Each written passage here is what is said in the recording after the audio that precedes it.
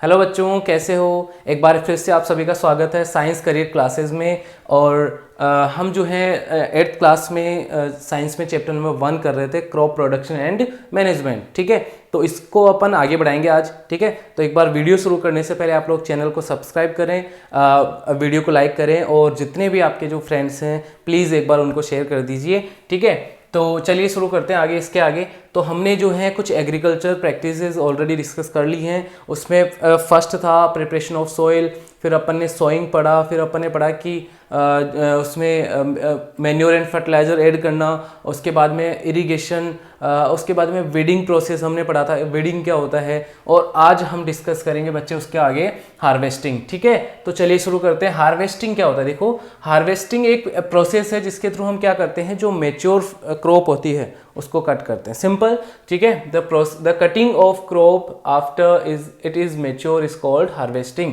ठीक है, जब फसल जो है वो मेच्योर हो जाती है तो उसको कट करना, ठीक है, उसी को अपन क्या बोलते हैं बच्चों? हार्वेस्टिंग। सिंपल। फिर है आगे, देखो ये कैसे किया जाता है।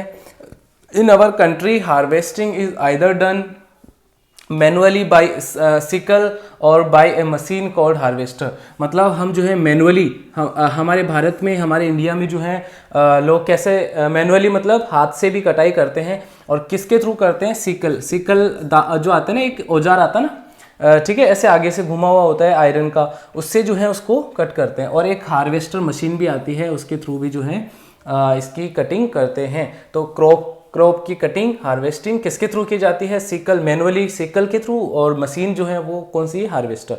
सिंपल है, बिल्कुल सिंपल है, कोई ज़्यादा जो है हार्ड बिल्कुल नहीं है।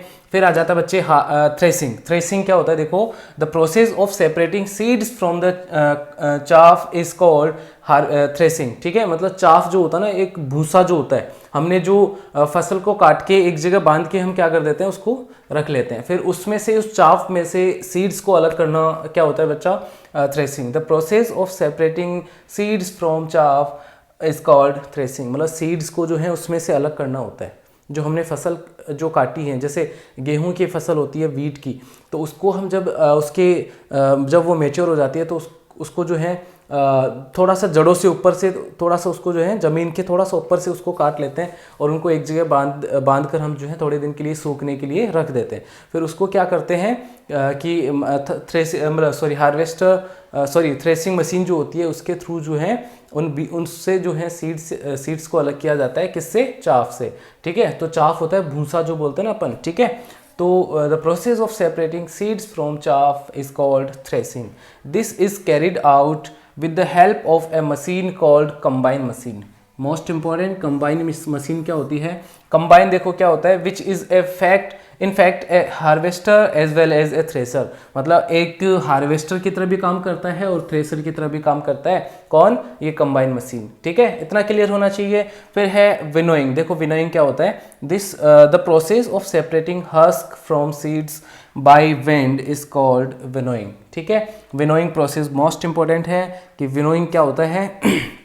इतना काम करने के बाद में जो सीड्स होते हैं उनमें कुछ कचरा बच जाता है। ठीक है, कुछ जो है पार्टिकल्स, कुछ लाइटर जो है, हस्क का मतलब होता है कि यहाँ पे जो लाइटर जो पार्ट्स होते हैं, सीड से जो लाइटर होते हैं ना, मतलब सीड्स से कुछ हल्के जो है गार्बेज वगैरह, यानी कुछ कचरा जो है उसमें बच जाता है, वो अलग करना होता है विनोइंग। ठीक है, किसके थ्रू करेंगे? विंड के थ्रू। देखा होगा आपने गाँव में लोग क्या करते हैं, ऐसे बर्तनों में सीड्स को लेकर ऐसे हवा, जहाँ से हवा बहती है उसके सामने उसको गिराते रहते हैं, जिससे क्या होता है कि जो लाइटर पार्ट होते हैं, सीड्स से जो लाइटर होता है वो उड़कर साइड में हो जाता है, उससे अलग हो जाता है। तो ये प्रोसेस होता है विनोइंग।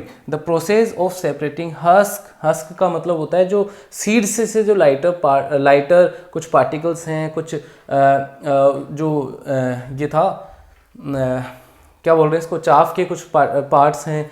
तो सीड्स से जो लाइटर पार्टिकल्स जितने भी हैं, जो अदर पार्ट्स हैं, वो सारे हस्क में आ जाएंगे। मतलब इस हस्क को अलग करना किसमें से? सीड्स से, वो होता है विनोइंग।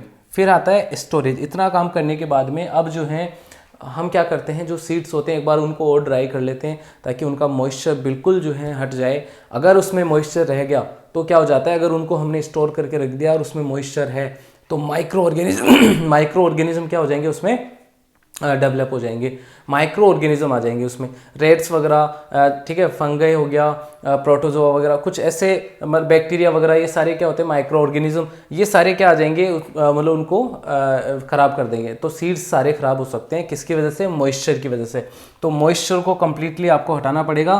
तो देखिए, स्टोर करने से पहले हमें क्या करना पड़ेगा, after drawing seeds farmer store grains in jute bags और मेटालिक बिन्स। मतलब ड्राई करने के बाद में कम्प्लीटली उनको क्या करते हैं, फार्मर्स स्टोर कर लेते हैं, जूट बैग आते हैं, ठीक है, बोरी जिसको बोलते हैं उसमें, और मेटालिक बिन्स मतलब कुछ मेटल्स के डिब्बे आते हैं, उनमें स्टोर करके रखते हैं, ठीक है। फिर है on large scale storage of grain is done in silos.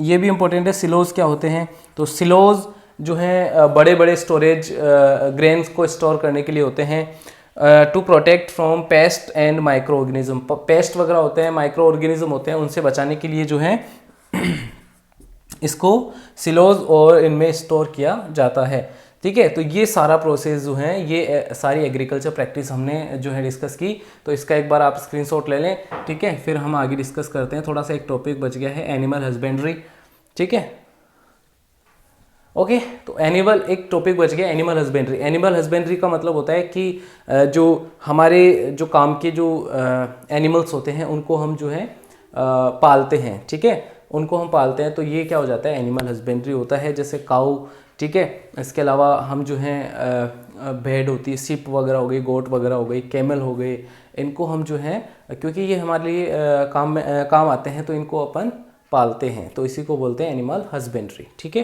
तो ये सारे प्रोसेस, ये सारे एग्रीकल्चर प्रैक्टिसेस में आते हैं, इनको आप लोग बिल्कुल अच्छे से नोट करें, ठीक है, और इनको एक बार रिवाइज करें, लर्न करें इनको, ठीक है। और बाकी हम जो है अगला चैप्टर जो है अगली क्लास में डिस्कस करेंगे। मिलते हैं अगली क्लास में, टेक केयर, बाय बाय।